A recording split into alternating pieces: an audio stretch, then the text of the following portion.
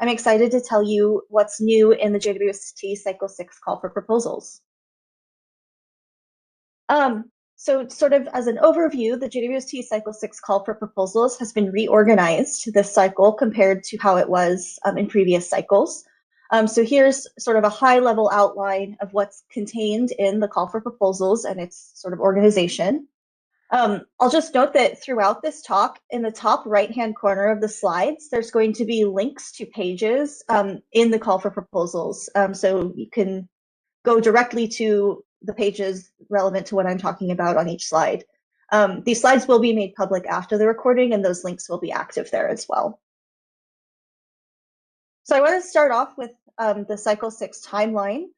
So the call for proposals was released on July 20th.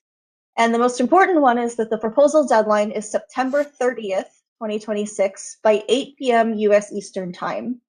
That is earlier than it has been in past cycles. So please make a note of this new earlier proposal deadline. Also, please note that the APT submission tool will close promptly at the deadline, and so we will not be able to take proposals submitted after 8 p.m. Eastern Time. The proposals will be released to the Telescope Allocation Committee for review in mid-November. The TAC meetings will occur the first 2 weeks of February, the first week being for the discussion panels and the second week being for the executive committees. The director will review the TAC's recommendations in late February, and the PIs of proposals will be submitted or will be notified in mid-March. And then Cycle 6 observations officially start on July 1st, 2027. So there have been a number of updates for Cycle 6. These are all listed on the new features and updates page in the call for proposals. And here is just a screenshot of the directory of that page. So in this talk, I'm going to cover quite a few things. So I may go over things briefly, but again, if you want more information, you can refer to the new features and updates page itself within the call for proposal and other relevant links that may be on those slides. For instrument updates and new modes, Stacy Bright's presentation just after this is going to touch on this briefly, but much more information will be available in the JWebbinar next week that's all about instrument modes. And then we will have dedicated presentations about the APT updates and the ETC updates today, so I'm not going to talk about those. So let's get started with the observing time. So in Cycle 6, JWST will be offering 7,700 hours for observations. This is slightly less than was available in Cycle 5 and in Cycle 4. And this number of hours was reduced to reduce the number of programs that were executing outside of their nominal cycle. So to make sure that observations proposed for example, in Cycle 5 are actually taken in Cycle 5. So based on the proportional allocation of proposals from Cycle 5, we anticipate that there will be about 1,000 hours for very small proposals. Those are those under 20 hours of telescope time. 22 hours for small programs, 3,000 hours for medium programs, and 1,400 hours for large and treasury programs. These numbers are just to guide your thinking. The exact allocations will depend on the Cycle 6 proposal pressure. And for survey proposals, we anticipate that up to 1,000 survey targets may be planned for Cycle 6. Several of these science categories have been renamed this cycle. The scope of the categories has not changed from the past cycle. It's just we think that they are names that better encompass those science topics. So for example, exoplanetary system formation and dynamics has been renamed exoplanetary systems and dynamics. Gas dust in the ISM is now interstellar gas and dust. Nearby galaxies to cosmic noon is now galaxy evolution and the nearby universe. And high redshift galaxies in the distant universe is now galaxy frontiers and the distant universe. As in many cycles, some of these science categories have updated keywords that are associated with them. So you can consult these Appendix A science categories and keywords for the full up-to-date list of keywords that are associated with each science category. But again, the scope of these science categories has not changed given the renaming. So the JWST continues to break records in terms of the number of proposals submitted, and last cycle was no different. And we expect an even greater number of proposals to be submitted in response to the Cycle 6 call for proposals. Given the sheer proposal volume, here at Space Telescope, it was necessary to make changes to the proposal review procedure to effectively manage the proposal load. And this is especially relevant for the discussion panels. So in order to make the review feasible, small GEO proposals will be reviewed by the external panels now. In previous cycles, all small proposals were reviewed by discussion panels. However, small GEO proposals that are in the solar system astronomy or the interstellar gas and dust panels will be continued to be reviewed by the discussion panels. Small GEO proposals in all other science categories will now go to the external panels. So just to summarize which proposals are evaluated in which panels, the discussion panels evaluate small GEO proposals in the solar system astronomy and interstellar gas and dust science categories, all medium GEO proposals, all target of opportunity proposals regardless of size, and all survey proposals regardless of size. The external panels review all very small GEO proposals, small GEO proposals in all science categories except solar system astronomy and interstellar gas and dust, and all regular archival proposals. The executive committees evaluate all large GEO proposals, all treasury GEO proposals regardless of size, all pure parallel proposals regardless of size, and all legacy archival proposals. In addition, Space Telescope is considering a policy in which the PIs or investigators of Cycle 6 proposals that are submitted may be expected to serve as reviewers for proposals submitted in response to the Cycle 7 call for proposals. So we are considering a policy in which if you submit a Cycle 6 proposal, you may be asked to serve as a reviewer for Cycle 7. This policy is still being considered and discussed, and more information about any expected review service will be provided at a later date, but we just wanted to give the community a heads up that this is something that we are thinking about, again, in order to manage the review of such a large number of proposals. The PDF attachment templates have been updated for Cycle 6. Proposers must use the Cycle 6 versions of these STSCI provided templates to prepare their PDF attachments. And these files all have CY6 in their file names. Just to note that the technical justification section has been renamed description of observations this cycle, but the required contents of that section have not changed. We've just changed how it's being labeled. In addition, we have added a supplemental information header that has been added to distinguish the core sections, the scientific justification, description of observations, or analysis plan, from those containing supplemental information, such as special requirements, coordinated parallel observations, coordinated observations with other facilities, and duplication justifications. So this supplemental information header doesn't have any information that goes right under it. It's just to delineate the core sections that are required from those containing supplemental information. That supplemental information header cannot be removed, even if none of those supplemental sections are required. In addition, we've added a references section at the end of the proposal, and this references header can also not be removed. We have added a version statement to the end of both the LaTeX and the Word templates, and this version statement also should not be removed. Also this cycle, we have provided examples of compliant proposals that have been prepared with both LaTeX and Word, so that you can double check and make sure that your proposals are compliant in terms of the margins, the font style, the font size, etc. Details and much more information about this can be found on the Preparing the Proposal PDF attachment page in the Call for Proposals. And just as a reminder, proposers must not make any changes to the provided templates. Proposals that have changed the template formatting, including the margins, the font style, the font size, etc., proposals that make changes to the template will be disqualified. There are several special initiatives that we're excited to have this cycle with JWST.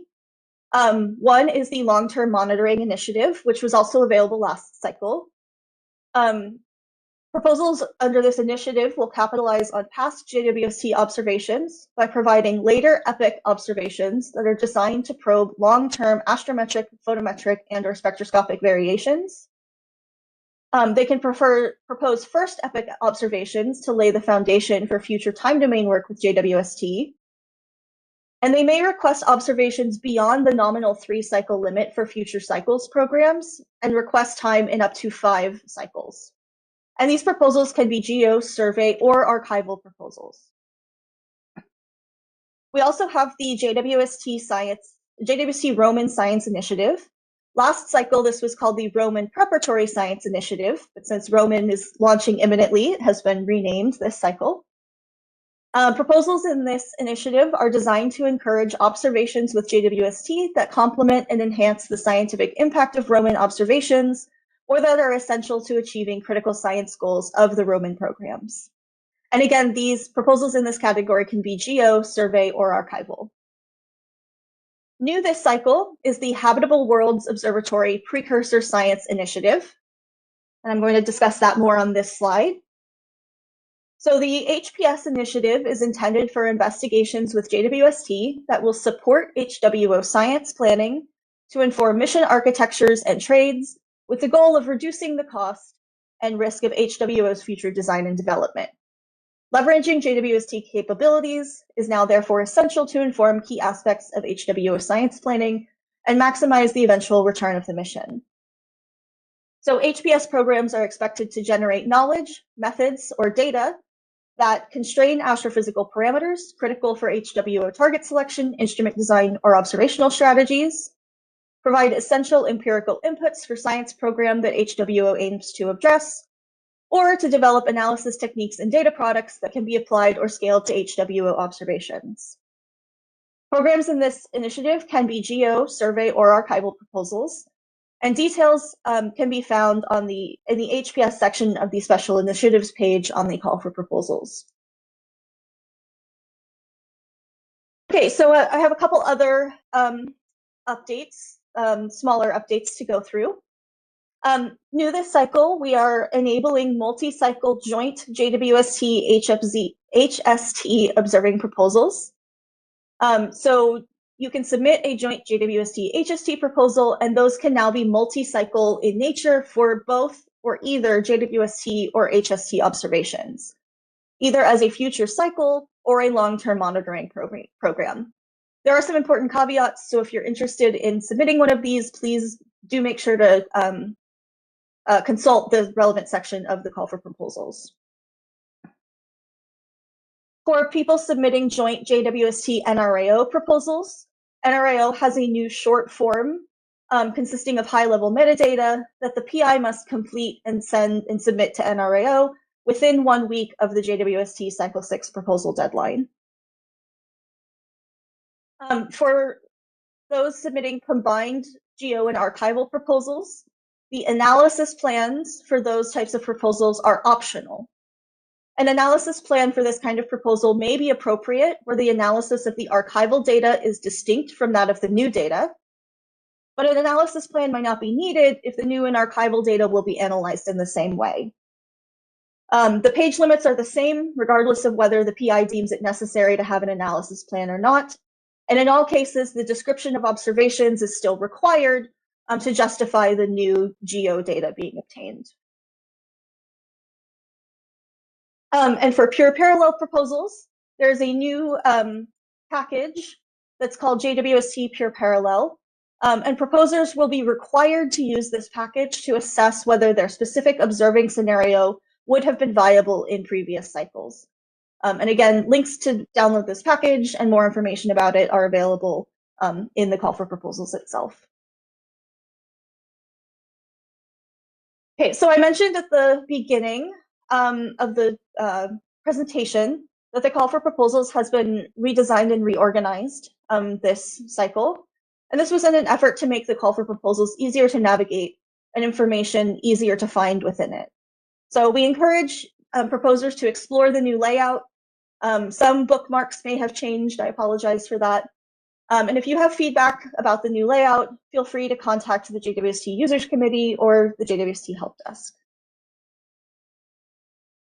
So I wanted to quickly step through some of the new pages in the call for proposals. So one of those pages is Key Policies. This is a new page that summarizes the key JWST policies with which proposers should be familiar and by which they must abide. This page is broken down into two main sections. One is about procedural policies, which you can see some of the subtopics there. And the other one is about proposal compliance policies. So this gives an overview of dual anonymous peer review, which has its own dedicated subpage as well. The policy on the use of generative artificial intelligence, requirements of the proposal PDF attachment, information about multiple in-cycle submissions, information about duplicate observations, and a new section about how proposal compliance policy violations are handled internally. The dual anonymous peer review page has been reorganized this cycle as well. This page lists guidelines, common categories of dual anonymous peer review violations, and examples of non-compliant text with compliant rewrites for each category. So for example, on that page, you will find tables that look like this. So for example, under the team and team member information section, which describes guidelines and rules for how to not talk about the team and team members in your proposal, it gives examples of non-compliant text that we have actually seen in some form in previous proposals, and suggestions for how to rewrite or remove those statements. And those are available for nearly all of the categories on this page. There's also a new page called Getting Started on Your Proposal. This is a great place to start if you're new to proposing with JWST or you're not sure where to begin. This page describes a workflow that proposers can use for writing and submitting JWST proposals. And of course, if you still have questions or need help, you can always submit a help desk ticket to the JWST help desk, and we will get your questions answered. Sort of on the reorganization side of things, there's a new top-level page called Proposal Types and Categories. And this page provides a top-level description of the types of JWST proposals and observations, as well as special initiatives for this cycle. Nested under this page are the specifics about different geo, survey, and archival proposal types, as well as the detailed information about special initiatives and information about observations that need special requirements. So underneath of that page is the information about general observer or geo proposals. So this gives a brief overview of how geo proposals are categorized and the information about the different size categories. Underneath this page is all of the information about the additional flags that geo proposals may have. So each flag has the specific requirements that have to be met, and all of the necessary information for these kinds of proposals is found on this page. So for example, if you're planning to submit a joint observing proposal, this page lays out all of the information relevant for all joint observing proposals, as well as the partner observatory specific information. Previously, this information was kind of spread around the call for proposals, but we've really made a concerted effort this cycle to gather all of the information on this one page. Again, that was most relevant for joint observing proposals and target of opportunity proposals.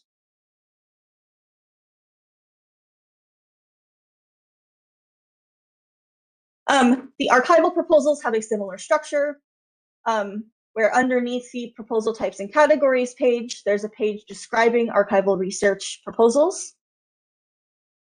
And then underneath of that, there is a page describing all of the additional flags for archival proposals.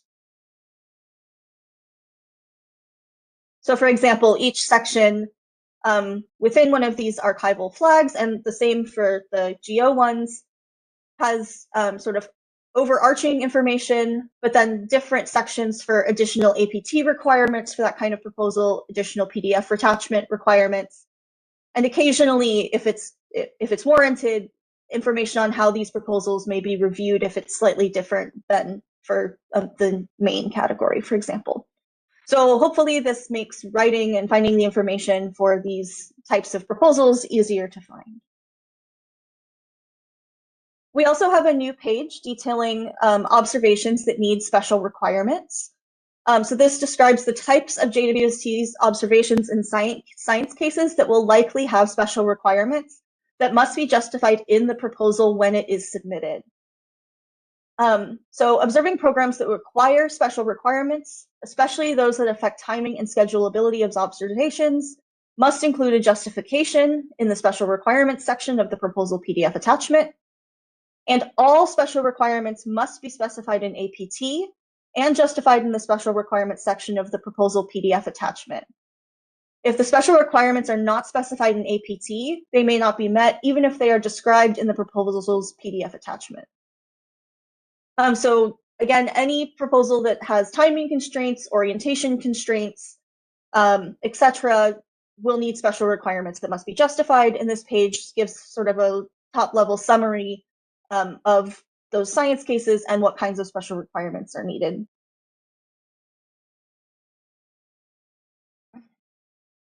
There's a new appendix in the call for proposals this year.